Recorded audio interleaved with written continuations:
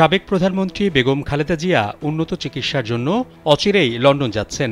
অতীতের সকল রাজনৈতিক পার্থক্য ও ভুল বোঝাবুঝি সত্ত্বেও আমার হৃদয় শান্তি ও তৃপ্তিতে ভরে উঠছে। বেগম খালেদা জিয়াকে নিয়ে এমনই এক আবেগঘন ফেসবুক পোস্ট দিয়েছেন বিকল্পধারার যুগ্ম মহাসচিব মাহি বদরুদ্দোজা চৌধুরী।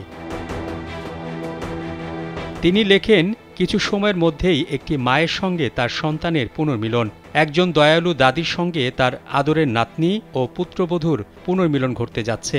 আমি কল্পনা করে আনন্দিত হই তাদের প্রথম পারিবারিক নৈশভোজ, যেখানে হাসি, আনন্দ, গল্প আর স্মৃতিচারণায় মুখরিত হবে তাদের পরিবেশ।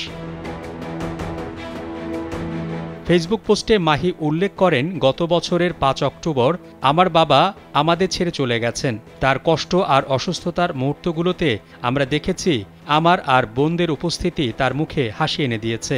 আমার মা এবং তার নাতি নাতনিদের সান্নিধ্যে তিনি বার্ধক্য জয় করে প্রতিটি মুহূর্ত উপভোগ করতেন, কখনো তার প্রিয় গান গেয়ে, কখনো প্রিয় কবিতা আবৃত্তি করে। তার জীবনের বড় বড় অর্জনের চেয়ে এসব সাধারণ মুহূর্তগুলোই তাকে পৃথিবীর সবচেয়ে সুখী মানুষ করে তুলত।